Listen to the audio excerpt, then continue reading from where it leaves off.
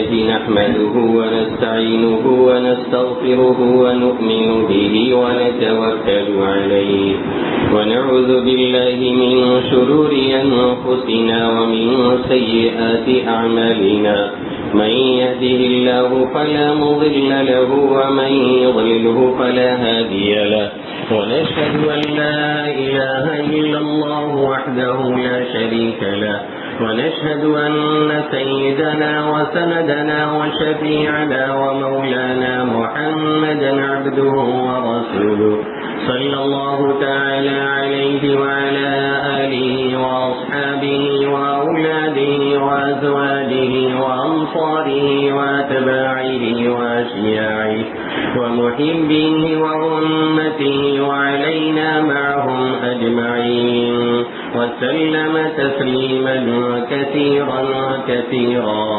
أما بعد فقد قال الله تبارك وتعالى في كتابه المجيد بعد أعوذ بالله من الشيطان الرجيم بسم الله الرحمن الرحيم الذين آتيناهم الكتاب يتلونه حق تلاوته أولئك يؤمنون به ومن يكفر به فأولئك هم الخاسرون.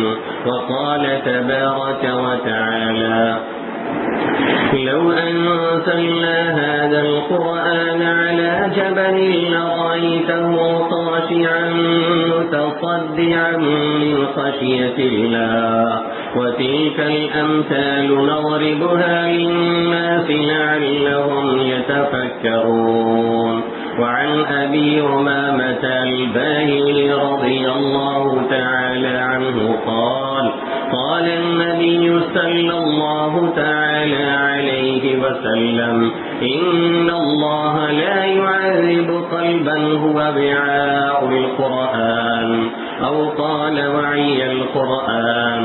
وعن عبد الله بن عمرو رضي الله تعالى عنه قال يقال لصاحب القرآن اقرأ وارتق ورتل كما كنت ترتل في الدنيا فإن منزلتك عند آخر آية تقرأها أو كما قال سيدنا وهادينا محمد صلى الله تعالى عليه وسلم.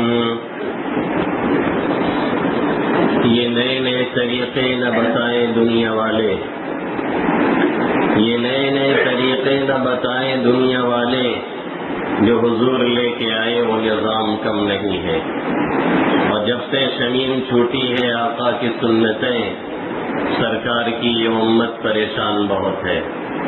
میرے محترم بزرگوں اور دوستوں، میرے غیور نوجوان ساتھیوں اور میرے عزیز طلباء، یہ ہماری اور آپ کی خوش قسمتی اور خوش نصیبی ہے کہ ہمیں اور آپ کو ایک ایسی مجلس میں شرکت کا موقع نصیب کیا گیا ہے جو خالصتاً لوجہ الکریم ہے، اللہ رب العزت کی ذات کے لیے منعقد کی گئی ہے. الحمدللہ میری حاضری یا آپ حضرات کی حاضری کسی اور مقصد کو لے کر کے نہیں ہے. جو لوگ رکے ہیں مقصد یہ ہے کہ 2 بچوں کا قرآن مکمل ہو رہا ہے اور اس کے بعد تھوڑا سا بیان ہوگا اور دعا ہوگی، اس میں ہم شریک ہوں گے. اس مجلس کا احساس یہاں رہتے ہوئے ہونا تقریباً مشکل نہیں بلکہ ناممکن سا ہے. ایسا اکثر ہوتا ہے کہ بہت سی چیزوں کے پھل اور اس کے ثمرات اور اس کے نتائج ہمیں اور آپ کو اس دنیا میں رہتے ہوئے نہیں ملتے، اور کبھی ایسا بھی ہوتا ہے کہ اس کے ثمرات اور نتائج بہت جلدی ہمارے اور آپ کے ہاتھوں لگ جایا کرتے ہیں. اور خاص کر جو کام اللہ رب العزت کے واسطے اور صرف اس کی رضا کے لیے کیا جائے تو کبھی کبھی ایسا ہوتا ہے کہ اللہ رب العزت کچھ ٹٹولنے لگتے ہیں اور دیکھنے لگتے ہیں کہ یہ کتنا مخلص ہے، یا دنیا کو دکھانے لگتے ہیں تاکہ جو صحیح ہیں یا جو غلط ہیں یا جو مخلص ہیں یا جو منافق ہیں ان میں کھل کر کے فرق واضح ہو جائے اور دنیا کے سامنے آ جائے. تو جس نے بھی یہاں شرکت کی ہے اس کی سعادت ہے، اور یہ سعادت کا راز اس وقت کھلے گا جب پتہ چل جائے گا کہ کون سعید تھا اور کون شقی تھا۔ اس سعادت کا راز اس وقت کھلے گا جب یہ معلوم ہو جائے گا کہ کون نیک تھا اور کون بدبخت تھا۔ اس سعادت کا راز اس وقت کھلے گا جب سارے بھید آشکارا کر دیے جائیں گے، جس کے بارے میں اللہ خود قرآن مقدس میں ارشاد فرماتا ہے یوم تبلی السرائر فما له من قوة ولا ناصر، سارے بھید کھول دیے جائیں گے، نہ کوئی ووٹر ہوگا، نہ کوئی سپورٹر ہوگا، نہ کوئی کسی کو روک پائے گا، نہ کوئی کسی کی مدد کر پائے گا۔ اور دوسری جگہ سورہ والعادیات میں اللہ فرماتا ہے وَحُصِّلَ مَا فِي الصُّدُورِ بُعْثِرَ مَا فِي الْقُبُورِ، جو کچھ قبروں میں ہے سب اکھاڑ دیے جائیں گے، باہر نکال دیے جائیں گے، سارے مردے کو باہر لایا جائے گا، اور جو کچھ سینوں میں ہوگا سب آشکارا کر دیا جائے گا، سب کھول کر کے سب کے سامنے رکھ دیا جائے گا، اور نامہ اعمال چھوٹے اور بڑے جتنے بھی کارنامے ہیں، یہ جتنی بھی اچھائیاں ہیں، یہ جتنی بھی برائیاں ہیں، بغیر قلم بند کیے ہوئے وہ چھوڑتا نہیں ہے، سب کچھ ریکارڈ ہوتا رہتا ہے، جس کے بارے میں اللہ قرآن مقدس میں 26ویں پارے میں سورہ طٰ میں فرماتا ہے مَا يَلْفِظُ مِن قَوْلٍ إِلَّا لَدَيْهِ رَقِيبٌ عَتِيدٌ مَا يَلْفِظُ مِن قَوْلٍ إِلَّا لَدَيْهِ رَقِيبٌ عَتِيدٌ، کہ جو بھی انسان بولتا ہے، جو بھی لفظ وہ زبان سے ادا کرتا ہے، وہ سارا کا سارا ایک ایسی ذات کے پاس ریکارڈ ہو رہا ہے جو مٹنے والا نہیں، محو کیے جانے والا نہیں، وہ ڈیٹا ہمارے قبضے میں نہیں، آپ کے قبضے میں نہیں کہ اسے ڈیلیٹ کر دیا جائے یا اسے مٹا دیا جائے یا سافٹ ویئر کو اڑا دیا جائے یا اسے ہم اور آپ کسی طریقے سے ختم کر لیں، وہ ذات کے قبضے میں ہے جو ذات اپنے پاس رکھتی ہے، اور جب اس کے سامنے گڑ گڑایا جاتا ہے اور رویا جاتا ہے، اور جب اسے منایا جاتا ہے اور اس کے سامنے ندامت کا اظہار کیا جاتا ہے، اور ایک بار غلطی ہو کی جائے، دوبارہ ہو پھر کی جائے، تہوارہ ہو پھر کی جائے، حتیٰ کہ ہزاروں بار نہیں لاکھوں بار یہ دعائیں اس کے سامنے کی جائے اور گڑ گڑایا جائے تو لاکھوں بار معاف کرنے کے لیے تیار ہے۔ وہ ہمارے اور آپ کے والد نہیں ہے، ہمارے اور آپ کے چچا نہیں ہے، ہمارے اور آپ کے رشتہ دار نہیں ہے، ہمارے اور آپ کے کوئی تعلقاتی نہیں ہے کہ ایک دو مرتبہ معاف کرنے کے بعد اور تیسری مرتبہ یہ کہنے لگے کہ تمہارا روز کا یہی پیشہ اور کام ہو چکا ہے۔ وہ میرا رب ہے جس کی رحمت کی کوئی انتہا نہیں ہے، وسع رحمتی کل شیء، میری رحمت ہر چیز کو عام اور گھیرے ہوئے ہے۔ اس پر ایک واقعہ یاد آیا کہ شیطان ایک مفسر قرآن سے ملا اور اس نے کہا کہ یہ بتائیے قرآن میں تو اللہ کہہ رہا ہے کہ میری رحمت سب کو عام ہے، پھر اس کی رحمت ہم کو کیوں نہیں عام ہو رہی ہے؟ تو مفسر صاحب خاموش ہو گئے، جواب نہیں دے سکے۔ علامہ کاشمیری رحمۃ اللہ علیہ، انور شاہ کاشمیری، محدث اس زمانے کا سب سے بڑا، اللہ ان کی قبر پہ کروڑوں رحمتیں نازل فرمائے، انہوں نے کہا کہ وہ معلوم نہیں کہ وہ خاموش ہو گئے۔ مجھ سے یہ سوال ہوا ہوتا تو میں اس سے کہتا کہ بھائی اس کی رحمت وسیع ہے، جس کی طبیعت کہے اس کی رحمت میں آ جائے، تو آتا ہی نہیں تو ہم کیا کریں؟ تو آتا ہی نہیں تو ہم کیا کریں؟ بھائی یہ اس میں کیپیسٹی ایسی ہے کہ ایک نیچے میں، پھر اس پر والے میں، پھر اس سے اوپر والے میں ہزاروں لوگ آ سکتے ہیں، یہ بہت وسیع ہے۔ اب آپ انٹری ہی نہیں مار رہے ہیں تو ہم کیا کر سکتے ہیں؟ ہمارا کون سا جرم ہے اس میں؟ اللہ کا کون سا جرم ہے؟ اللہ تو صاف لفظوں میں کہہ رہا ہے أَنُلْزِمُكُمُوهَا وَأَنْتُمْ لَهَا كَارِهُونَ أَنُلْزِمُكُمُوهَا وَأَنْتُمْ لَهَا كَارِهُونَ، ہم ہدایت کو، ہم رحمت کو، ہم اپنی رحمت خاصہ کو تم سے چپکا دے، تمہارے سر موڑ دے، جبکہ تم اسے ناگوار کرتے ہو، اسے ناپسند کرتے ہو، لینے کے لیے تیار نہیں، سننے کے لیے تیار نہیں، آنے کے لیے تیار نہیں۔ اذان سن کر کے مسجد کی دیوار سے پیٹھ لگا کر کے گیم کھیلنے والا، اذان جب ہوتی ہے تو ایسا وہاں سے بھاگتا ہے جیسے حدیث میں ہے کہ جب اذان ہوتی ہے تو شیطان وضو توڑتے ہوئے بھاگتا ہے، یہ ہمارا اور آپ کا حال ہوتا چلا جا رہا ہے۔ تو اللہ کا اس میں کون سا قصور ہے؟ جب ہمارے کانوں سے اذان کی آوازیں ٹکراتی ہیں پھر بھی ہمارے پردے سماعت کو جنبش نہیں ہوتی ہے، پھر بھی ہمارے دماغ میں کوئی خلبلی نہیں مچتی ہے، تو پھر اللہ تو بہت مستغنی ہے، اس کو ہماری کیوں پڑی ہوئی ہے؟ ہماری غرض گئی ہے تو اس کے سامنے ناک رگڑے نا، ہماری غرض گئی ہے تو اسے ہم پکاریں، ہماری غرض ہے تو ہم اسے مانیں اور مانیں۔ اللہ کیا کہتا ہے؟ فَكَفَرُوا وَتَوَلَّوْا وَاسْتَغْنَى اللَّهُ وَاللَّهُ غَنِيٌّ حَمِيدٌ فَكَفَرُوا وَتَوَلَّوْا وَاسْتَغْنَى اللَّهُ وَاللَّهُ غَنِيٌّ حَمِيدٌ، لوگوں نے کفر کیا اور اعراض کیا، پیٹ پھیر کر کے چل دیے، ہم نے بلایا، ہمارے داعیوں نے بلایا، ہمارے مقرروں نے بلایا، علماء کرام نے بلایا، مؤذنوں نے بلایا اور مصلیوں نے بلایا اور امام صاحب نے بلایا، اس کے باوجود پیٹ پھیر کر کے لوگ چلے جا رہے ہیں اور سننے اور ماننے کے لیے تیار نہیں ہیں۔ تو اللہ کہہ رہا ہے کہ جب تم استغنا برت رہے ہو تو ہم تو سب سے بڑے مستغنی ہیں۔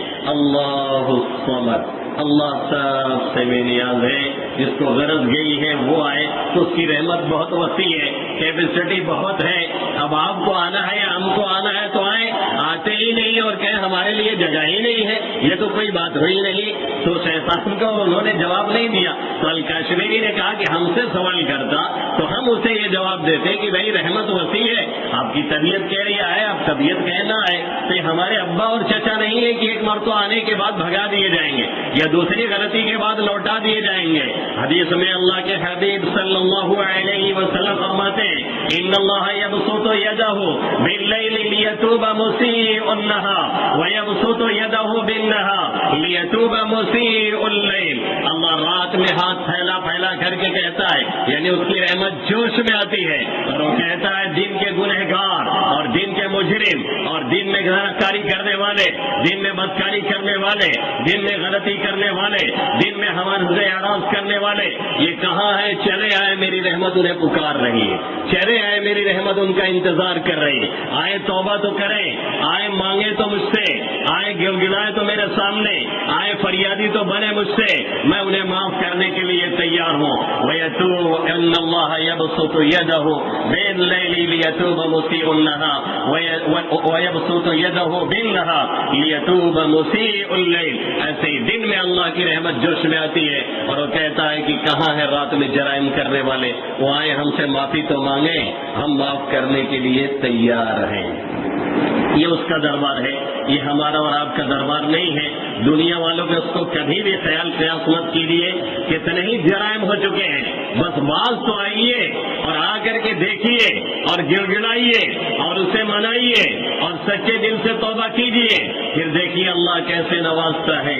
تو یہ راز جب کھلے گا سب سارا راز ظاہر ہوگا اور وہ ڈیٹا سب کے سامنے آئے گا، اور اسے مٹانے کا اچھا سا ذریعہ کیا ہے؟ استغفار، اور اس سے اونچا درجہ کیا ہے؟ توبہ، اس کے سامنے گڑ گڑانا، اور ایک قطرہ آنسو بھی اگر خوف الہی سے گر گیا تو اللہ کے حبیب صلی اللہ علیہ وسلم فرماتے ہیں جہنم کی آگ اس پر حرام ہے، وہ اس وقت تک جہنم میں نہیں جائے گا جب تک کہ دودھ تھن میں واپس نہ چلا جائے۔ ظاہر نہ یہ ہونے والا ہے اور نہ ہونے والا ہے، نہ دودھ تھن میں واپس جانے والا ہے اور نہ ایسا شخص جہنم میں جانے والا ہے۔ اللہ کی یاد میں، اللہ کے خوف سے رونے کا یہ مقام اور مرتبہ ہے۔ یہ آنسو ہمارے اور آپ کے نہ معلوم کہاں کہاں ضائع اور برباد ہوتے ہیں، خاص طور سے ہمارے نوجوانوں کے، کوئی بوائے فرینڈ کے چکر میں ہماری بہن اور کوئی گرل فرینڈ کے چکر میں ہمارا نوجوان فرضی آنسو کتنے ضائع اور برباد کرتا ہے۔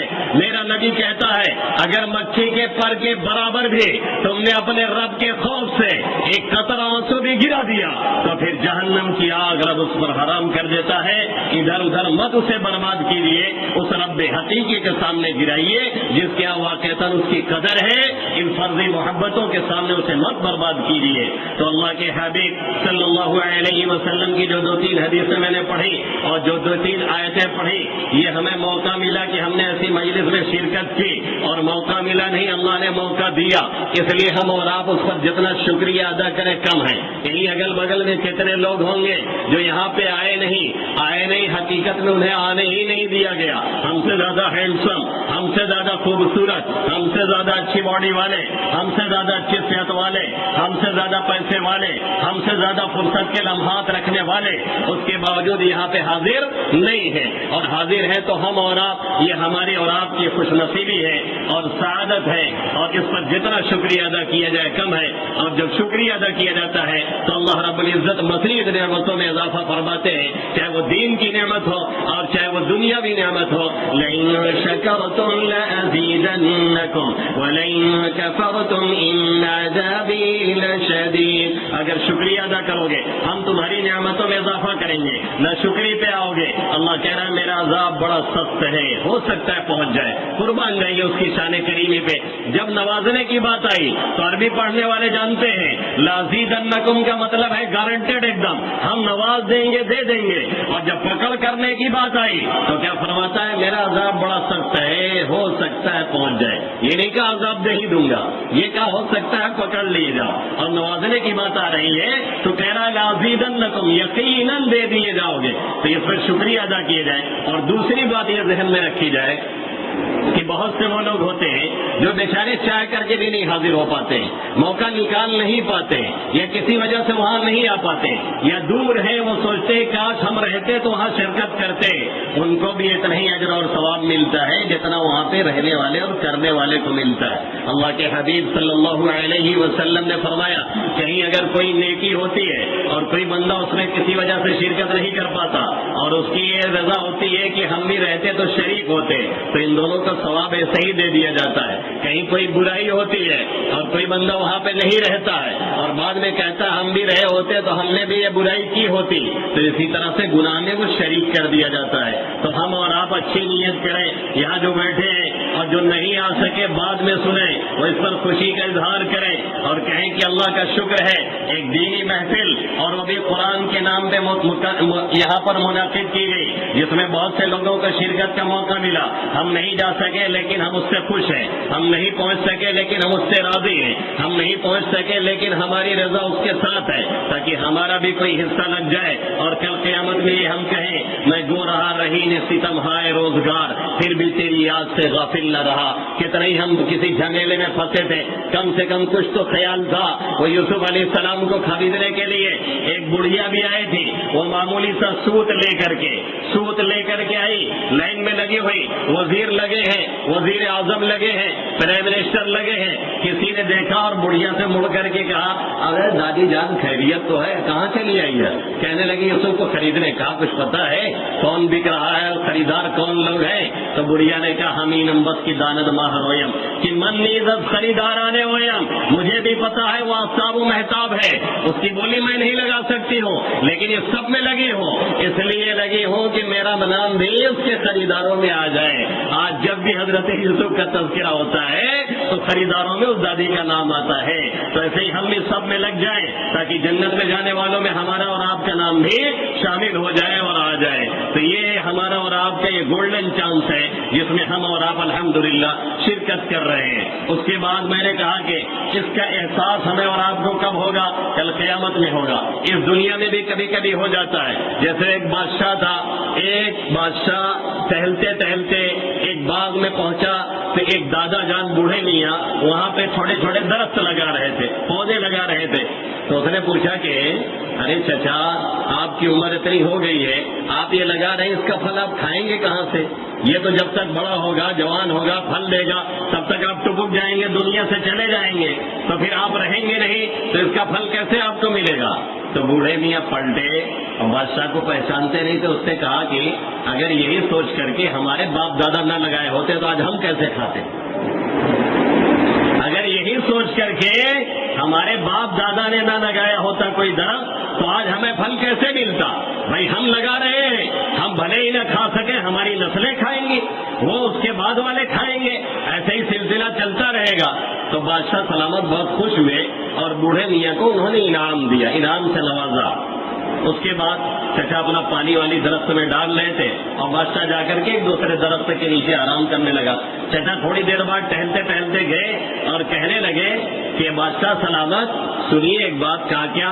کہنے لگے سب کا درخت تو سال 2 سال 4 سال 5 سال 10 سال بعد پھل دیتا ہے، ہمارا درخت تو لگاتے ہی پھل دے دیا کہ ابھی ادھر درخت لگایا ادھر انعام مل گیا، نقد ہمیں پھل مل گیا۔ آپ کہہ رہے تھے بوڑھے میاں آپ کو لگانے سے فائدہ کیا ہے، ہم کو تو فوری طور پہ مل گیا۔ تو بڑا خوش ہوا، کہا کہ بوڑھا بڑا حاضر جواب ہے۔ اس کے بعد اس نے انعام نکالا پھر دے دیا، کہا آپ تو بہت کمال کے آدمی نکلے۔ چچا اس کے بعد پھر لوٹ کے آئے، پانی وانی دیتے رہے۔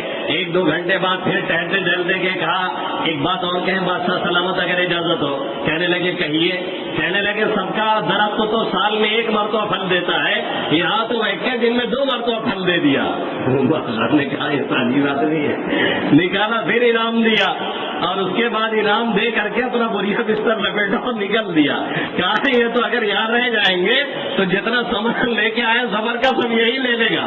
تو یہ تو بادشاہ تھا دنیا کا کہ 3 مرتبہ دینے کے بعد اور کہنے لگا اب ہم نہیں دے سکتے اور بھاگ گیا۔ اس کے خزانے میں کوئی کمی نہیں، اس کے خزانے لامحدود ہیں۔ وہ جب نوازنے پہ آئے گا تو ایسا ایسا نوازے گا کہ ہم اور آپ سوچ نہیں سکتے ہیں۔ جو کچھ ہے وہ دیا جائے گا اور دینے کے بعد اللہ کیا فرماتا ہے لَهُم مَّا يَشَاءُونَ فِيهَا وَلَدَيْنَا مَزِيدٌ، جو چاہیں گے وہ ملے گا۔ جنتیوں کو سارے عیش و عشرت کے سامان ملیں گے اور ہم مزید انہیں عنایت اپنی طرف سے کرتے چلے جائیں گے اور دیتے چلے جائیں گے، کیونکہ اس کے خزانے میں کوئی بھی کمی نہیں ہے۔ تو اس کے پھل کبھی کبھی یہی مل جاتا ہے اور کبھی اس کے دنیا کے بعد ملتا ہے۔ اگر یہاں نہیں مل رہا ہے اس تلاوت کا پھل، اگر بظاہر نظر نہیں آ رہا ہے اس قرآن کریم کے حفظ کا پھل، اگر بظاہر نظر نہیں آ رہا ہے یہاں پڑھانے والوں کو اس کا نتیجہ، اگر بظاہر نظر نہیں آ رہا ہے یہاں کے معلموں کو اس کا نتیجہ، اگر بظاہر نظر نہیں آ رہا ہے یہاں حافظ بنانے والوں کو اس کا نتیجہ، اگر بظاہر نظر نہیں آ رہا ہے یہاں حافظ بننے والوں کو اس کا نتیجہ، تو وہ بدل اور مایوس نہ ہو، اس لیے کہ وہ ایسے دن میں نتائج کھلیں گے جہاں پہ کوئی کرنسی کام آنے والی نہیں، جہاں پہ کوئی پیسہ کام آنے والا نہیں، جہاں پہ کوئی روپیہ کام آنے والا نہیں، جہاں پہ کوئی چیز پیسوں سے نہیں خریدی جا سکتی ہے۔ وہاں کی کرنسی یہی نیکیاں ہوں گی جو ہم نے اور آپ نے اس دنیا میں کی ہوگی اور جسے ہم نے اور آپ نے انجام دیا ہوگا۔ اور سب سے بڑی کرنسی کس کی ہوگی؟ جس نے قرآن مقدس کی تلاوت کی ہوگی۔ سب سے بڑی کرنسی کس کی ہوگی؟ جس نے قرآن کو یاد کیا ہوگا۔ سب سے بڑی کرنسی کس کی ہوگی؟ جس نے قرآن کو پڑھا اور پڑھایا ہوگا۔ اور سب سے زیادہ فضیلت والے کون ہوں گے؟ یہی صاحب قرآن ہوں گے جن کو اللہ رب العزت ایسا نوازے گا کہ دنیا دیکھتی رہ جائے گی، جس کے بارے میں نہیں کہتا۔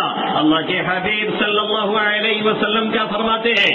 اگر ایک حرف بھی آپ نے پڑھا جسے آپ سمجھ نہیں سکتے ہیں، جس کا معنی آپ نہیں جان سکتے ہیں، حرف کا معنی دنیا میں کوئی نہیں جانتا ہے، پھر بھی اس پہ 10 نیکیاں ملتی ہیں۔ صرف الحمد کہا تو سیدھے سیدھے 50 نیکیاں ہمیں اور آپ کو مل گئی۔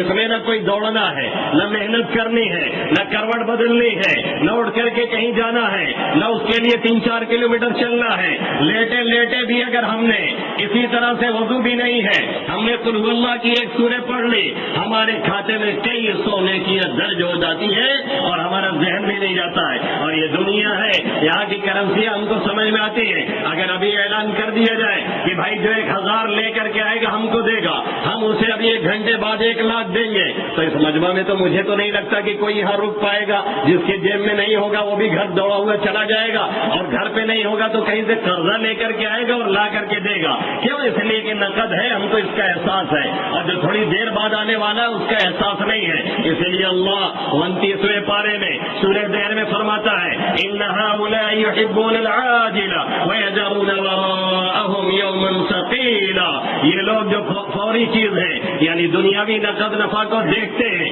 اور اس کے بعد ایک بڑا بھاری دن ہے ان کے جو پیچھے آ رہا ہے، جس کی طرف ان کی توجہ نہیں ہے۔ یہ توجہ کون کر رہا ہے؟ جو نماز پڑھتا ہے۔ یہ توجہ کون کر رہا ہے؟ جو تلاوت کرتا ہے۔ یہ توجہ کون کر رہا ہے؟ جو تعلیم دے رہا ہے۔ یہ توجہ کون کر رہا ہے؟ جو قرآن سیکھ رہا ہے۔ یہ توجہ کون کر رہا ہے؟ جو قرآن سکھا رہا ہے؟ یہ توجہ کون کر رہا ہے؟ جو قرآن کی تلاوت میں لگا ہوا ہے۔ اللہ کے حبیب صلی اللہ علیہ وسلم فرماتے ہیں افضل عبادت امتی تلاوت القرآن، میری امت کی سب سے افضل عبادت کیا ہے؟ یہ تلاوت قرآن ہے۔ اور اس قرآن کی اہمیت اور اس قرآن کی عظمت اور اس قرآن کا مقام سمجھنے کے لیے جو میں نے آیتیں وغیرہ پڑھی ہے اس کی تفسیر اور اس کے ترجمے کا مجھے موقع نہیں ہے، ایک دو واقعہ سن لیجیے مختصر میں۔ اللہ کے حبیب صلی اللہ علیہ وسلم پر جب یہ قرآنی آیتیں نازل ہوتی تھی، امی جان حضرت عائشہ الطاہرہ المطہرہ حبیبۃ النبی زوجۃ النبی صدیق کی بیٹی صدیقہ رضی اللہ تعالی عنہ فرماتی ہے کہ ٹھنڈک کے موسم میں بھی آقا مدنی صلی اللہ علیہ وسلم عرق پسینہ پسینہ ہو جایا کرتے تھے۔ اور ایک صحابی فرماتے ہیں ایک مرتبہ آقا میری ران پہ سر رکھ کر کے لیٹے ہوئے تھے اور اس کے بعد وحی کا نزول شروع ہوا، مجھے ایسا لگا کہ میری ہڈیاں ٹوٹ کر کے نکل جائیں گے۔ اس قرآن کی عظمت یہ ہے۔ ایک مرتبہ آقا مدنی صلی اللہ علیہ وسلم اپنے خچر یا گدھے پہ سوار ہیں، اسی حالت میں وحی کا نزول شروع ہوا، اس نے برداشت نہیں کیا اور وہ لے کر کے چرمرا کر کے بیٹھ گیا۔ یہ قرآن کی عظمت ہے، یہ قرآن کی حیثیت ہے، یہ قرآن کا مقام ہے جسے ہمیں اور آپ کو چونکہ بچپن ہی سے مل جاتا ہے اور بچپن سے ہر شخص کو پڑھنے پڑھانے کا چانس لگ جاتا ہے تو ہم سمجھتے اس کی کوئی اہمیت نہیں ہے، حالانکہ عادت اللہ یہی جاری ہے اور اللہ کا یہ نظام ہے، اللہ کی یہ سنت ہے، اللہ کا یہ معمول ہے۔ جس چیز کی جتنی ضرورت ہوتی ہے اتنی زیادہ اللہ اسے عام کر کے رکھتا ہے۔ پانی کی ضرورت ہر ایک کو ہے، دنیا میں ہر جگہ پایا جاتا ہے۔ ہوا کی ضرورت ہر ایک کو ہے، دنیا میں اللہ نے اسے فری کر رکھا ہے۔ ہوا پہ کوئی ٹیکس نہیں ہے، ہو سکتا ہے یہ گورنمنٹ لگا دے تو الگ بات ہے، لیکن الحمدللہ ہمارے ہوا پہ کوئی ٹیکس نہیں ہے، آکسیجن پہ کوئی ٹیکس نہیں ہے۔ درخت جو آکسیجن لیتے ہیں اور چھوڑتے ہیں اس پہ کوئی اللہ نے ٹیکس نہیں رکھا ہے۔ نمک جیسی چیز جسے ہر گھر میں ضرورت ہے اس کی قیمت بہت معمولی رکھی گئی ہے، کیونکہ امیر کبیر صغیر کبیر سب کو اس کی ضرورت ہے، اور بخلاف اس کے یاقوت کے، بخلاف زمرد کے، بخلاف لال و جواہر کے کہ اس کو ہر شخص کی ضرورت ہر وقت نہیں ہے، اس لیے اسے کم بھی رکھا گیا ہے اور بہت قیمتی بھی رکھا گیا ہے۔ تو یہ اللہ کی سنت ہے، جس چیز کی ضرورت جتنی زیادہ ہوتی ہے اتنی اللہ اسے عام رکھتا ہے۔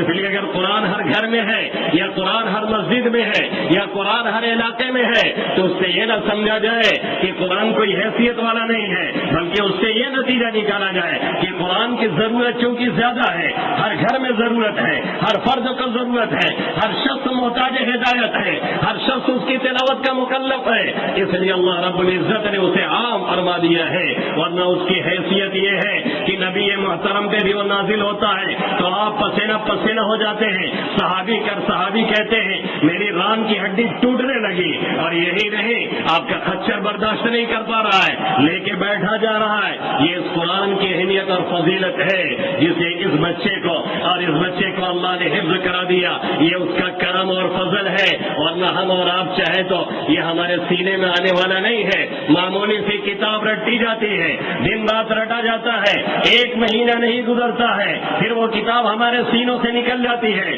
کوئی چاہے ہم سے سن لے، ہم اسے سنا نہیں سکتے ہیں، لیکن یہ قرآن جسے اللہ قرآن مقدس میں خود کہتا ہے وَلَقَدْ يَسَّرْنَا الْقُرْآنَ لِلذِّكْرِ فَهَلْ مِن مُدَّكِرٍ، ہم نے اس قرآن کو یاد کرنے کے لیے، ہم نے اس قرآن کو نصیحت حاصل کرنے کے لیے، ہم اس قرآن کو نصیحت اٹھانے والوں کے لیے آسان کر رکھا ہے کوئی نصیحت حاصل کرنے والا، ہے کوئی پڑھنے والا، ہے کوئی پڑھانے والا، ہے کوئی یاد کرنے والا، ہے کوئی سمجھنے والا، یہ اللہ رب العزت نے آسان کیا ہوا ہے، ورنہ ہمارے اور آپ کے بس کی بات نہیں تھی کہ ہم اسے یاد کرتے۔ اللہ جس کے سینوں میں اتارتا ہے اس کے ساتھ خصوصی فضل کا اور کرم کا اور رحم کا معاملہ کیا ہوا ہوتا ہے، تبھی اللہ اسے نوازتا ہے، اور جس کے سینے میں اتار دے اسے بھی یہ سمجھنا چاہیے کہ ایک بڑی دولت سے اللہ نے ہمیں نوازا ہے، اسے بھی یہ ذہن میں رکھنا چاہیے اتنی بڑی دولت ہے جس کے سامنے دنیا مافیا کی تمام دولتیں ہیچ اور بیکار ہیں، اور اس کی ایک ایک آیتوں کی وہ اہمیت ہے کہ ساری دنیا ایک طرف ہے اور اس کی آیتیں ایک طرف ہیں۔ اس قرآن کا یہ مقام ہے، اور یہی وہ صاحب قرآن ہے اور یہی وہ حافظ قرآن ہے جس کے بارے بارے میں اللہ کے حبیب صلی اللہ علیہ وسلم فرماتے ہیں یقال لصاحب القرآن اقرا وارتقی ورتل کما كنت ترتل فی الدنیا، ارے پڑھتا جا، چڑھتا جا، ترتیل کے ساتھ پڑھ، جیسے دنیا میں اطمینان سے پڑھتا تھا، جیسے دنیا میں جمع کر کے پڑھتا تھا، جیسے مصلے پہ آ کر کے ہاتھ سے پڑھتا تھا، ایسے ہی آرام سے پڑھتا جا، تیری آخری منزل وہی ہوگی جہاں سورہ ناس کی آخری آیت جا کر کے پوری ہوگی۔ اب منزلیں کتنی ہوں گی؟ جیسے آپ پڑھیں گے، جس انداز سے پڑھیں گے، جس انداز سے اسے لیں گے، اسی انداز سے وہاں پہ مقام سے نوازے جائیں گے۔ یہ صاحب قرآن کی فضیلت ہے، اس لیے انہیں خیال کرنا چاہیے۔ ہمیں ایک بڑی دولت دی گئی ہے، اور جب کوئی بڑی دولت ہے تو پھر اس کی حفاظت بڑی بڑا فریضہ ہوتا ہے، پھر اس کی تلاوت ہے، پھر اسے صبح شام پڑھنا ہے، پھر اس کے پیغام کو سمجھنا ہے، پھر اس کے پیغام کو عام کرنا ہے، پھر اس کے پیغام کو دنیا کے کونے کونے میں پہنچانا ہے۔ یہ ہماری اور آپ کی ذمہ داری اب یہیں سے شروع ہوتی ہے اور بڑھنا شروع ہوتی ہے۔ اور یہی نہیں، ایک دوسری حدیث میں اللہ کے حبیب صلی اللہ علیہ وسلم فرماتے ہیں ان اللہ لا يعذب قلبا هو وعاء القرآن۔ حضرت ابو امامہ باہلی رضی اللہ تعالیٰ عنہ فرماتے ہیں اللہ اس دل کو، اللہ اس سینے کو کبھی عذاب نہیں دے سکتا جو قرآن کا صرف ہو، یہاں پہ قرآن رکھا ہوا ہو۔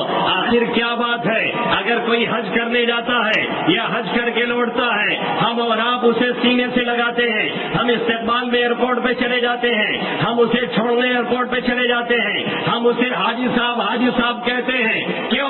اس لیے کہ وہ بیت اللہ کا دیدار کر کے آ رہا ہے۔ جس طرح کے بیت کی نسبت اللہ کی طرف ہونے کی وجہ سے وہ معظم اور مکرم اور محترم ہو گیا، اسی طرح سے کلام کی نسبت اللہ کی طرف ہے، کلام الہی کہا جاتا ہے اور قرآن کریم کہا جاتا ہے اور کلام اللہ کہا جاتا ہے۔ اسی حافظ قرآن کی بھی اہمیت ہوتی ہے، اسے بھی احترام سے دیکھنا چاہیے۔ ان کی بے حرمتی ایک طرح سے قرآن مقدس کی بے حرمتی ہے، اس لیے کہ کلام الملوک کی ملوک الکلام، بادشاہوں کا کلام تمام کلاموں کا سردار ہوتا ہے، اس سے اللہ نے انہیں نوازا ہے اور ان کے والدین کو انہی کے ذریعے سے پھر کل قیامت میں نوازا جائے گا۔ ایسا مجمع ہوگا، یہ چھوٹا سا مجمع ہے، اس کی ایک جھلک یہاں سے دکھلائی جا رہی ہے، اور کل قیامت میں اولین و آخرین سب جمع ہوں گے، ارباں ارب لوگ ہوں گے، ایک دو آدمی نہیں ہوں گے۔ دنیا جب سے آباد ہوئی اور جب تک چلے گی سارے لوگوں کو جمع کیا جائے گا، سیکورٹی اہلکار فرشتے مقرر ہوں گے، اور صدر کون ہوگا؟ خود اللہ رب العزت ہوں گے۔ جلسہ ہوگا اور مجمع منعقد کیا جائے گا، اور اس کے بعد کہا جائے گا فلاں ابن فلاں، نام لے کر کے اس کا اور اس کے والد محترم کا پکارا جائے گا، اور پھر اس کے سروں پہ، ان کے والدین کے سروں پہ تاج ڈالا جائے گا، جس کی روشنی اس دنیاوی سورج کی روشنی سے کہیں بڑھ کر کے ہوگی۔ اللہ کے حبیب صلی اللہ علیہ وسلم فرماتے ہیں فما ظنكم بالذي عمل بهذا، پھر جس نے اس پر عمل کیا اس کا کیا مقام ہوگا، اسے کتنا نوازا جائے گا، یہ سوچ سے ہماری اور آپ کی باہر ہے، ہم اسے سوچ بھی نہیں سکتے ہیں۔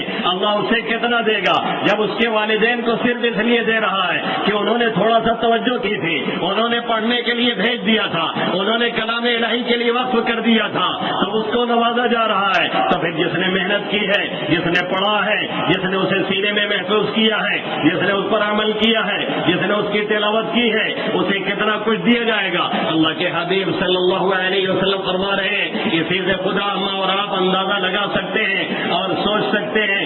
اس لیے لازم یہ ہے کہ ہم اسے پڑھیں، لازم یہ ہے کہ ہم اسے پڑھائیں، لازم یہ ہے کہ ہم اسے سمجھیں، لازم یہ ہے کہ ہم اسے سمجھائیں، لازم یہ ہے کہ ہم گھروں میں اس کی زینت نہ بنائیں، ہم اسے اور آپ پڑھنے کی کوشش کریں۔ اور یاد رکھیں جب تک تلاوت نہیں ہوگی، کل بھی ہم نے کہا تھا تب تک کوئی دعا تعویذ کام آنے والی نہیں ہے۔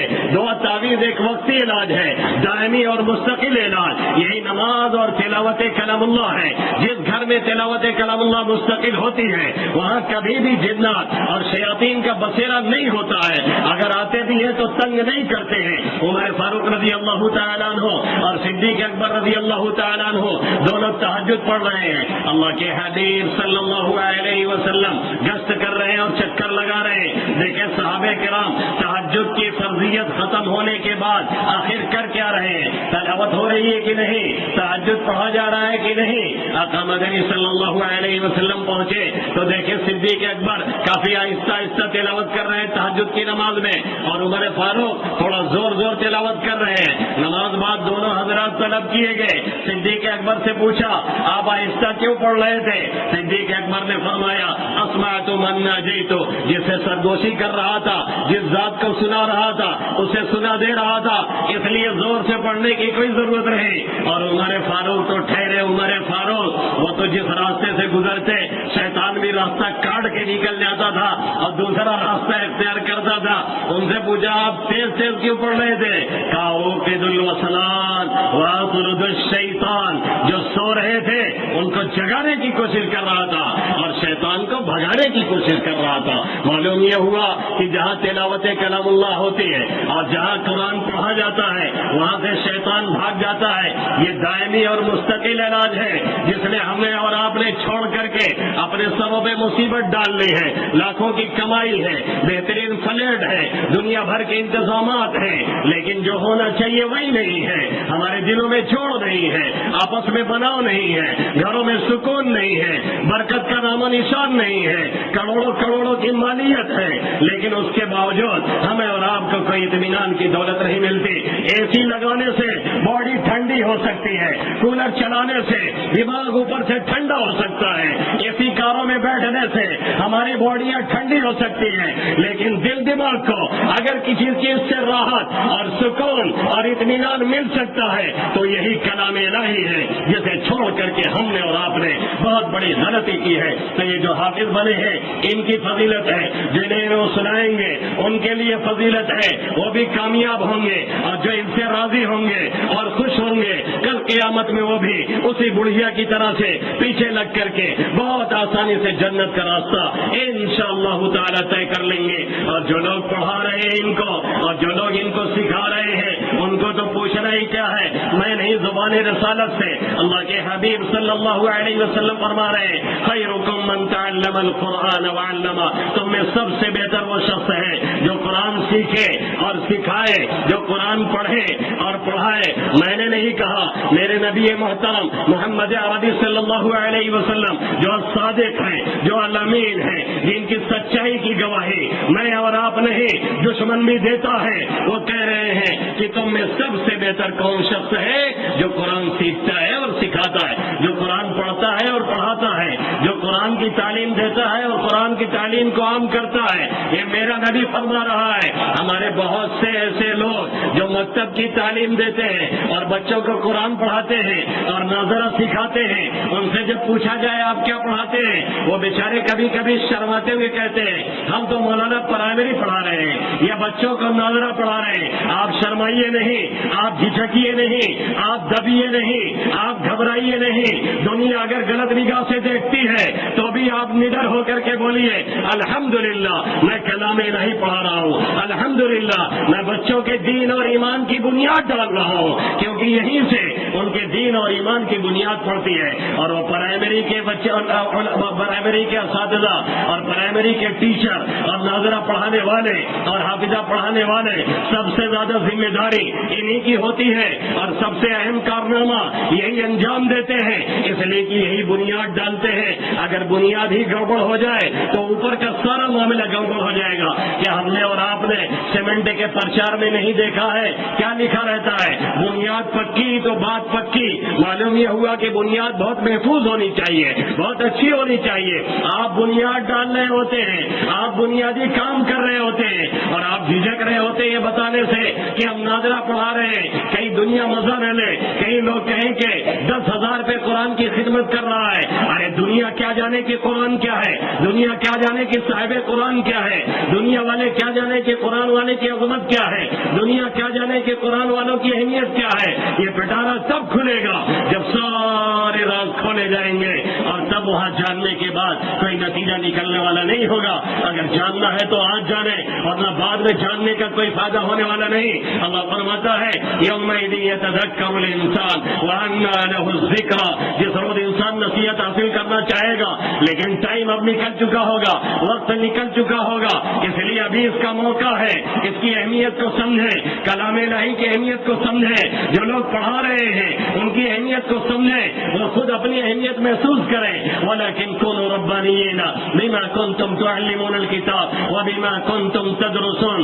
اللہ کیا فرما رہا ہے؟ تم لوگ ربانی بن جاؤ۔ کس سے کہا جا رہا ہے؟ علماء سے۔ کس سے کہا جا رہا ہے؟ حفاظ کرام سے۔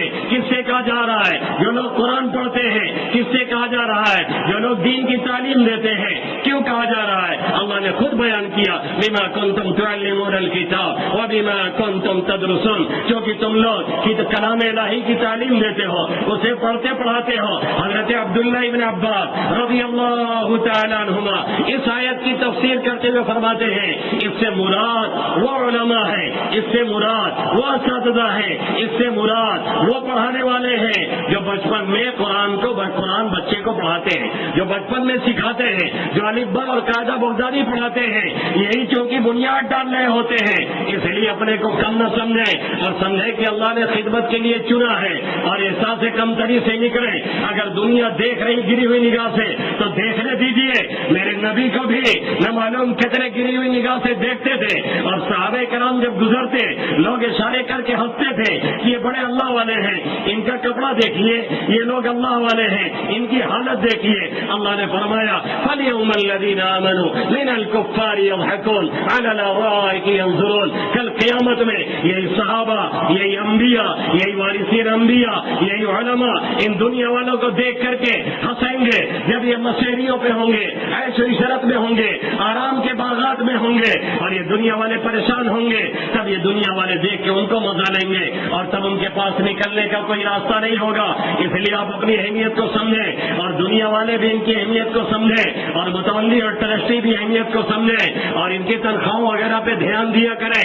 اور ایسا نہیں ہے کہ خود تم مست رہیں اور اگڑ رہیں، اور آپ کی تعلیم کا جو انتظام کرتے ہیں اور بچوں کو جو پڑھاتے ہیں اور ان کی دنیا اور آخرت جو سنوارتے اور بناتے ہیں، اور آپ کے گھروں میں چین اور سکون لانے کا جو ذریعہ بنتے ہیں، جن کے سروں پہ سب سے بڑی ذمہ داری ہے، اگر ان کا خیال ہم نے اور آپ نے نہیں کیا، کل قیامت میں ہم سے اور آپ سے بھی سوال کیا جائے گا۔ یہ ہماری اور آپ کی ذمہ داری ہے۔ اور جو پڑھانے والے ہیں ان سے میں کہوں گا کہ قوم کی امانت آپ کے سپرد کی گئی ہے، بچے قوم کی امانت ہے، اللہ کی امانت ہے۔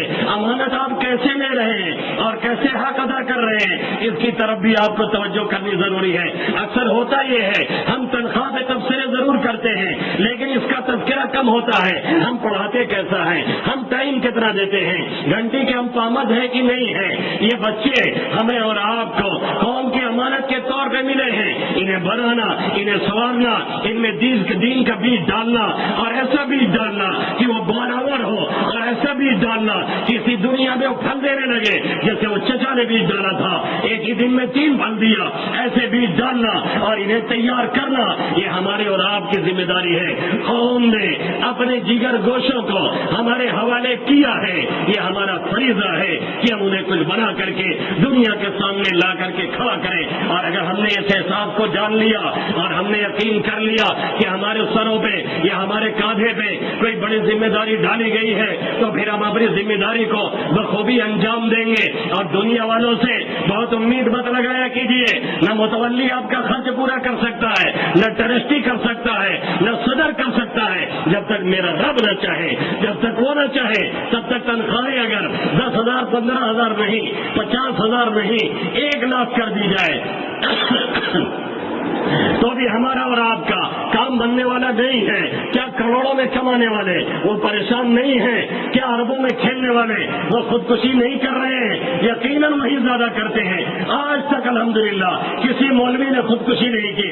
ابھی ایک مولوی کی خودکشی کی جو ویڈیو وائرل ہوئی تھی، اس کی حقیقت یہ ہے کہ مالی اعتبار سے نہیں پریشان تھے، بلکہ وہ بیچارے دماغی اعتبار سے پریشان تھے، اور ان کے استاد نے بتایا کہ وہ کبھی کبھی دماغی توازن ان کا گڑبڑ گڑبڑ ہو جاتا تھا، اس لیے انہوں نے یہ حرکت کر دی. ورنہ آج تک کہیں آپ نے نہیں دیکھا کہ مولویوں نے بینر اٹھا کر کے احتجاج کیا ہو ہماری تنخواہ بڑھا دی جائے، مولویوں نے احتجاج کیا ہو ہماری پینشن بڑھائی جائے، مولویوں نے احتجاج کیا ہو ہماری تنخواہ میں اضافہ کیا جائے. الحمدللہ دین کی برکت سے اور قناعت کی برکت سے یہ ہمیشہ چہروں پہ ایک خوبصورت مسکراہٹ سجائے رکھتے ہیں.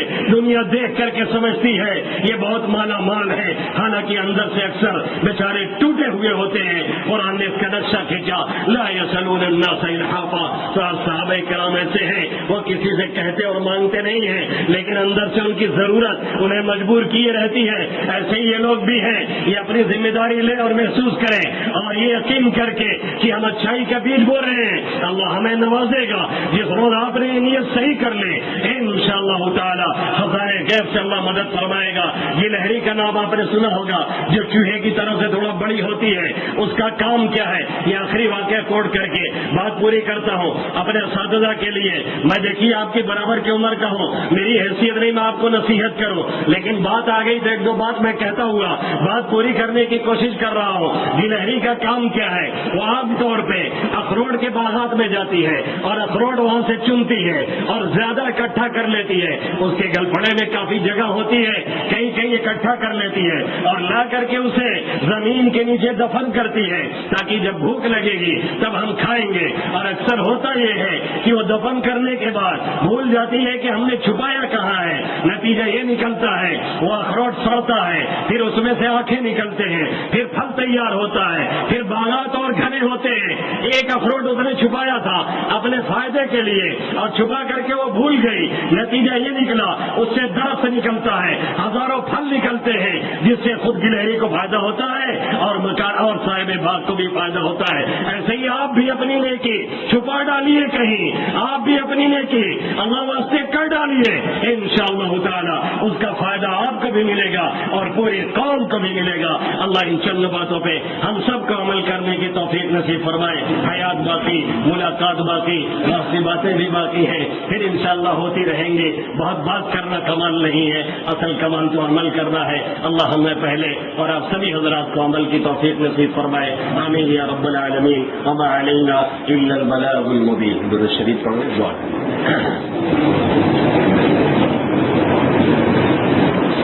اللهم لك الحمد كله ولك الشكر كله كما أنت أهله.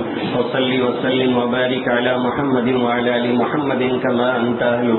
وافعل بنا ما أنت أهله فإنك أهل التقوى وأهل المغفرة. يا أحد الصمد الذي لم يلد ولم يولد ولم يكن له كفوا أحد.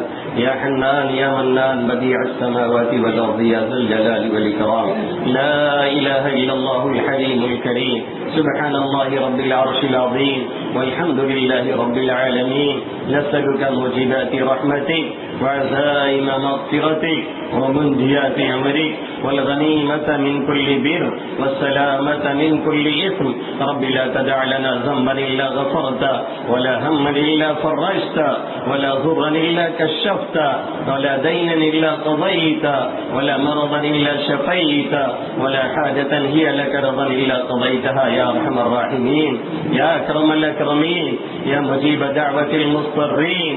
اے رب کریم ہم سب کے گناہوں کو معاف فرما. اے مالک ہم سب کی مغفرت فرما دے. اے اللہ پل پل تیرے حکموں کو توڑا ہے، قدم قدم پہ نافرمانی کی ہے. یا اللہ نہ معلوم کتنے جرائم اور کرائم کر کے بھول گئے ہیں. اے اللہ تو کچھ بھولتا نہیں، سب کچھ تیرے ہاں درج ہوتا ہے. اے اللہ تو معاف کرنے پہ آتا ہے. اے اللہ تمام گناہوں کو طے کرتے ہی معاف کر دیتا ہے. اے اللہ مٹا کر کے رکھ دیتا ہے. اے اللہ تو ہم سب کے گناہوں کو مٹا دے. اے اللہ سیئات کو حسنات سے مبدل فرما. اے اللہ جرم کرتے کرتے تھک چکے ہیں لیکن تو معاف کرنے سے تھکتا نہیں. اے اللہ تیری رحمت بہت وسیع ہے میرے مولا. اے اللہ ہم نے کون سا وہ جرم تھا جو نہیں کیا. اے اللہ پھر بھی تیری رحمت سے غضب پہ غالب رہی اور تو نے ہمیں ڈھیل دی اور چھوڑ دیا. اے اللہ جیسے تو نے معاف اے اللہ پردہ پوشی فرمائی ہے، اے اللہ ایسے ہی معاف بھی فرما دے. اے اللہ ہماری مغفرت فرما، ہمارے والدین کی مغفرت فرما، آباء و اجداد کی مغفرت فرما، اساتذہ مشائخ کی مغفرت فرما. اے اللہ پوری امت محمدیہ صلی اللہ علیہ وسلم کی مغفرت فرما دے.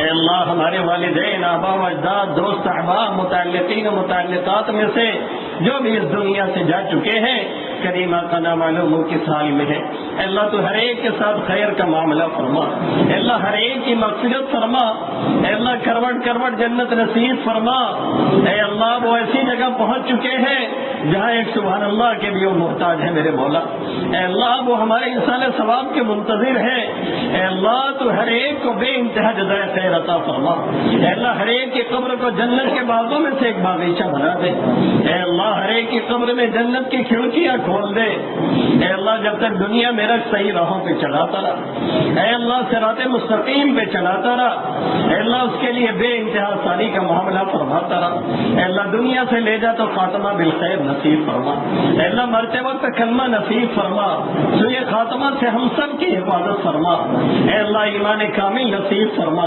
اے اللہ یقین صادق عطا فرما، اے اللہ اپنی ذات پہ مکمل توکل عطا فرما، اے اللہ پرسکون زندگی نصیب فرما، اے اللہ مسلمان جہاں کہیں پریشان ہونے پریشانیوں سے نجات عطا فرما، اے اللہ جو ناحق جیلوں میں بند ہیں ان کی رہائی کا ذریعہ پیدا فرما، اے اللہ جدھر بھی نگاہ اڑتی ہے نوجوانوں کی بے گور و کفن لاشیں ہیں، اے اللہ بچے بھوک سے بھی ملا رہے ہیں، اے اللہ ماں بہنوں کی عصمت دری ہے کوئی آہ کہنے والا نہیں، اے اللہ جو چاہتا ہے ہماری ماں بہنوں کی چادر عصمت کہیں بھی نوچ لیتا، جو چاہتا ہے ہمارے نوجوانوں کو کہیں بھی موب لنچنگ میں مار دیتا ہے، جو چاہتا ہے ہمارے بچوں کو کہیں بھی بیوہ اور یتیم بنا دیتا ہے، اے اللہ کوئی روکنے اور ٹوکنے تک والا نہیں میرے مولا، اے اللہ اس بے بسی بے کسی لاچاری اور مجبوری سے حفاظت فرما، اے اللہ جہاں کہیں کوئی مارے گئے اللہ انہیں مقام شہادت عطا فرما، اے اللہ ان کے گھر والوں کو صبر جمیل عطا فرما، نعم البدل عطا فرما، ماں بہنوں کی عزت و عصمت کی حفاظت فرما، جو بچے بھوک سے بل بلا رہے ہیں اللہ ان کی خوراک کا انتظام فرما، اے اللہ دیار ہند میں ہندی مسلمانوں کے ساتھ بے انتہا خیر کا معاملہ فرما، ہر جگہ امن و امان نصیب فرما، اے اللہ ان ظالموں کا تختہ مشق نہ بنا، اے اللہ ان غیروں سے نجات عطا فرما، اے اللہ ایسے کو مسلط نہ فرما جو ہم پر رحم نہ کرے، اے اللہ ان کی دن رات کی سازشیں ہیں، اے اللہ یہ کہتے ان کا رب بھی آ جائے تو کچھ نہیں کر سکتا ہے، اے اللہ یہ ہمارے مدارس مساجد مکاتب ہماری ملی تنظیموں کو ختم کرنے کے درپے ہیں، اے اللہ یقیناً ان کی طاقت بہت بڑی ہے، اے اللہ لیکن تو سب سے بڑا طاقتور ہے، اے اللہ تو نے فرعون حامان شداد نمرود سب کو ٹھیک کیا میرے مالک، اے اللہ تو انہیں بھی ٹھیک کر دے، اے میرے قادر مطلق ربا ہم بہت بے بس اور بے کس ہے میرے مولا، اے اللہ بہت مجبور ہے، اے اللہ بہت کمزور ہے میرے آقا، اے اللہ زبانوں پہ بھی ہمارے تالے لگے ہوئے ہیں، بولنے پہ بھی پابندی ہے، اے اللہ تو یہ حفاظت فرما، اے اللہ ہم کمزوروں کی لاج رکھ لے میرے مولا، اے اللہ مدرسے کی مسجدوں کی ملی تنظیموں کی حفاظت فرما، سب کے چڑھانے چلانے پڑھانے والوں کی حفاظت فرما، اے اللہ سب کے اندر اخلاص کی دولت پیدا فرما، سب کی ضروریات کا اپنے خزانے غیب سے انتظام فرما، اے اللہ اس پورے علاقے کو امن و امان کا گہوارہ بنا، اے اللہ شرک اور بدعات سے پورے علاقے کو پاک صاف فرما، اے اللہ آپس میں میل محبت پیدا فرما، اے اللہ ایک دوسرے کی نصرت کا مدد کا جذبہ عطا فرما، اے اللہ پورے اہل ممبئی کی حفاظت فرما، اے اللہ پورے اہل ممبئی کی حفاظت فرما، اے اللہ جو ناحق جیلوں میں بند ہیں ان کی رہائی کا ذریعہ پیدا فرما، اے اللہ مولانا کلیم صاحب ان کے ساتھی اور سی اے کے احتجاج میں جو نوجوان گرفتار ہیں، ناموس رسالت کے احتجاج میں جو بچے پکڑے گئے ہیں، اے اللہ سب نہ معلوم کس کس دھاراؤں کے تحت بند ہے میرے مولا، اے اللہ ان کا جرم کوئی اور نہیں، صرف یہ کہ انہوں نے یہ کہا ہمارا رب اللہ ہے، صرف یہ کہ انہوں نے کہا ہمیں ہمارا حق چاہیے، اے اللہ انہیں جیلوں کی سلاخوں میں ٹھوس دیا گیا، اے اللہ ایسے نوجوان بھی ہیں جن کے بچے باپ کے ہوتے ہوئے یتیمی کی زندگی گزار رہے، اے اللہ ایسے نوجوان ہیں جن کی عورتیں شوہر کے ہوتے ہوئے بے وجہ سے زندگی گزار رہی. اے اللہ ہم رات میں چین کی نیند لیتے ہیں، وہ بیچاری تیرے سامنے کروٹوں میں گزارتی ہے. اے اللہ آنسوؤں سے ان کے دوپٹے نہیں، ان کے بستر بھیگ جاتے ہیں. کوئی پرسان حال نہیں ہے میرے مولا کہ اگر تم نے مسلمانوں کی دل جوئی نہیں، تانا دیں گے بدھ کی مسلم کا خدا کوئی نہیں. اے اللہ ہر سطح پہ حفاظت فرما، ہر ایک کی رہائی کا فیصلہ فرما. اے اللہ ہر ایک کی رہائی کا فیصلہ فرما. ان ظالموں اور جابروں میں سے کسی کی اصلاح مقدر ہے تو فرما دے. اے اللہ نہیں مقدر ہے تو مثل فرعون غرق فرما، مثل قارون دھسا دے. اے اللہ مثل نمرود و شداد تباہ کر دے. کل بھی تو شہنشاہ تھا آج بھی ہے، کل بھی تو خدا تھا آج بھی ہے. بدلا تو نہیں بدلے ہم ہے میرے مولا. ہم نے تجھے پکارنا، تجھ سے لو لگانا چھوڑ دیا، تو نے بھی ہمیں غیروں کے حوالے کر دیا. اے اللہ ہمیں اپنی طرف واپس آنے کی توفیق عطا فرما. اے اللہ جتنے بیمار انہیں شفا عطا فرما، جلد از جلد شفا عطا فرما. اے اللہ نہ معلوم کتنے مریض بیڈ پہ سسک رہے ہیں، کتنے علاج کرتے کرتے تھک سے چکے ہیں. تیرا اشارہ نہیں اس لیے شفا نہیں. اے اللہ تو شفا منٹوں سیکنڈوں میں دیتا اور دے سکتا ہے. اے اللہ ہر ایک کو شفا عطا فرما. اے اللہ قاری صاحب کو شفا عطا فرما. اے اللہ یہاں کے امام صاحب کو شفا عطا فرما. یہاں رہنے والوں میں جو لوگ بیمار ہیں، جن کے گھروں میں کوئی بیمار انہیں شفا عطا فرما. اے اللہ اچھی صحت دے کے اس کی قدر کی توفیق عطا فرما. اے اللہ جنہوں نے بیماریوں کے سلسلے میں دعاؤں کے لیے کہا ہے، اے اللہ انہیں بھی شفا عطا فرما. اے اللہ لوگ کہتے رہتے ہیں، سمجھتے ہیں دعا کریں گے قبول ہو جائے گی. اے اللہ میں کیسا ہوں تو خوب جانتا ہے، لیکن میں یہ جانتا ہوں تو کسی کو محروم نہیں کرتا ہے.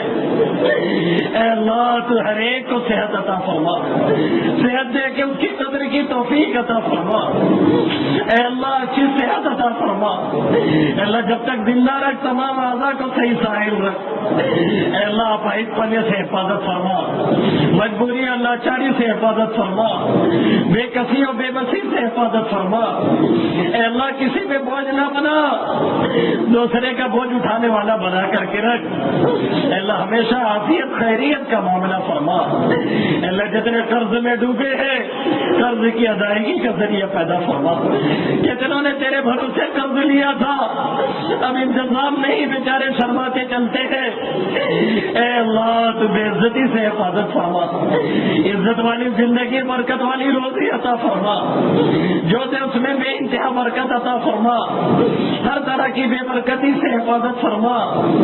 اے اللہ جن بچوں نے حفظ کیا انہیں قبولیت سے نواز دے. اے اللہ اس مجلس کو ذخیرہ آخرت بنا دے.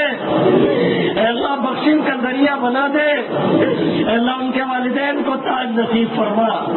اے اللہ انہیں قرآن مکمل کی حفاظت کا ذریعہ بنا دے. اے اللہ دنیا میں انہیں آفتاب و محتاب بنا. اے اللہ جتنے بچے یہاں پڑھتے ہیں سب کو کامیابی سے ہمکنار فرما. اے اللہ جتنے پڑھتے ہیں انہیں دنیا میں اے اللہ آفتاب و محتاب بنا دے. اے اللہ اپنے دین کا داعی اور مبلغ بنا. اے اللہ جو پڑھاتے ہیں ان کے خدمات کو قبول فرما. اے اللہ ان کی پریشانیوں کو دور فرما. اے اللہ سب مہاجر اور مسافر ہے، تیرے در پہ آئے ہیں. اے اللہ تیرا کلام مکمل کروا کے بیٹھے ہیں.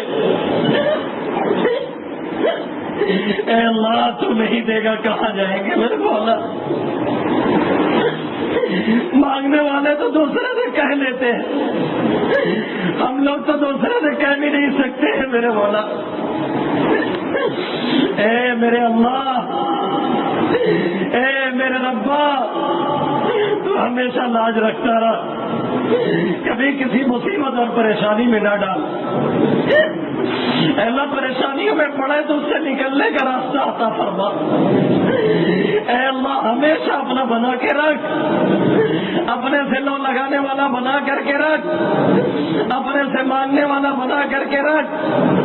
اے اللہ اپنی طرف رجوع کرنے والا بنا کر کے رکھ. اے اللہ غیروں کے قدموں میں کبھی ذلیل نہ کر میرے مولا. ہر جگہ سے لٹ کے پٹ کے عزتیں گوا کر کے ٹھوکر کھا کے اب تیرے در پہ ہاتھ اٹھائے ہیں.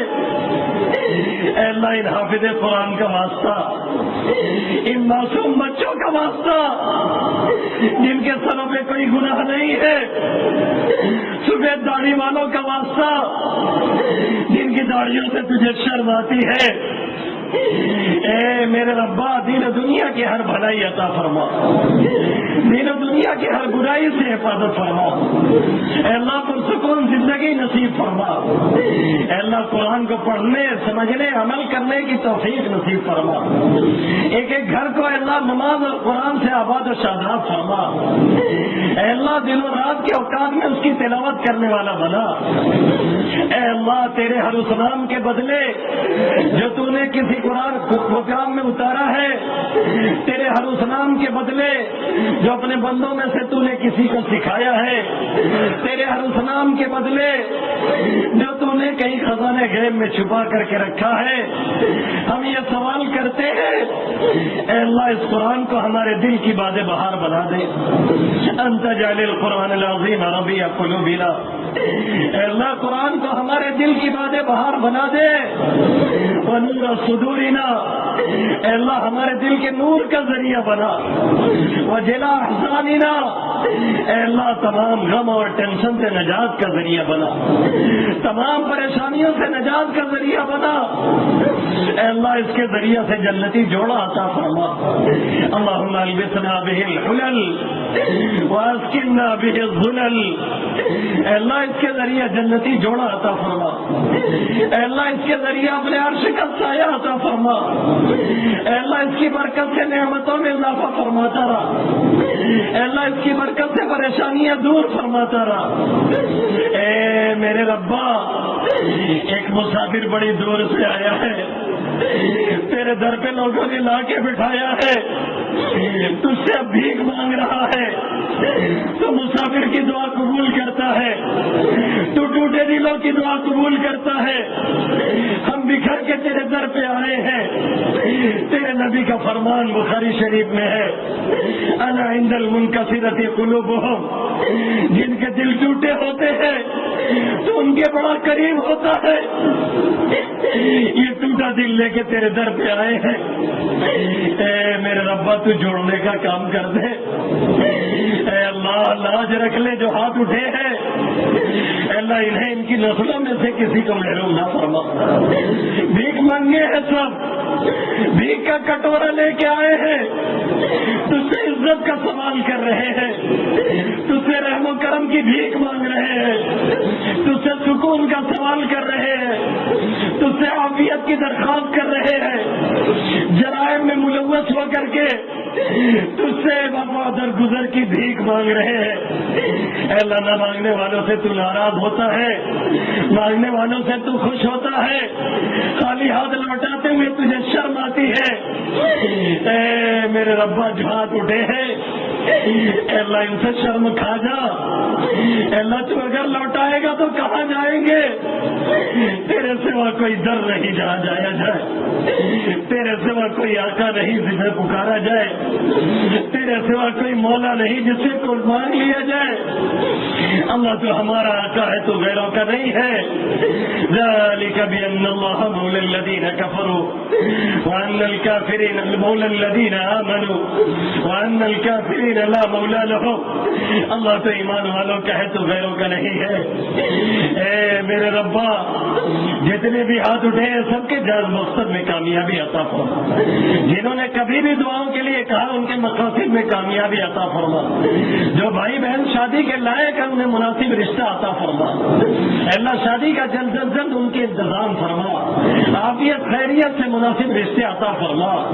اللہ جن کی شادیاں ہوئی ان میں آپس میں میل محبت پیدا فرما، اے اللہ ایک دوسرے کے دلوں میں جوڑ پیدا فرما، اے اللہ طلاق کی نحوست سے پورے معاشرے کو پاک صاف فرما، اے اللہ عذاب قبر سے حفاظت فرما، اے اللہ عذاب حشر سے حفاظت فرما، اے اللہ دنیا اور آخرت کی ذلت اور رسوائی سے حفاظت فرما، اے اللہ بار بار علماء اور صلحاء کی صحبت اور اے اللہ مجلس نصیب فرما، اے اللہ ایسی مجلسوں میں بار بار شرکت کی توفیق عطا فرما، اے اللہ مانگنا نہیں آتا ہے بے مانگے عطا فرما، اے اللہ ہم تو جانتے ہیں تو گونگے کی دعا بھی سن لیتا ہے، جو کچھ نہیں کہہ پاتا ہے ہم تو ٹوٹے پھوٹے الفاظ سے تیرے سامنے اپنی ضروریات ظاہر کر رہے ہیں، جو دلوں میں ہے اس سے کہیں زیادہ ہے، جو لوگ یہاں دلوں میں خواہشات لے کے بیٹھے ہیں اے اللہ بڑی امید سے ہاتھ اٹھائے ہیں، اے میرے ربا تو کسی کو محروم نہ فرما،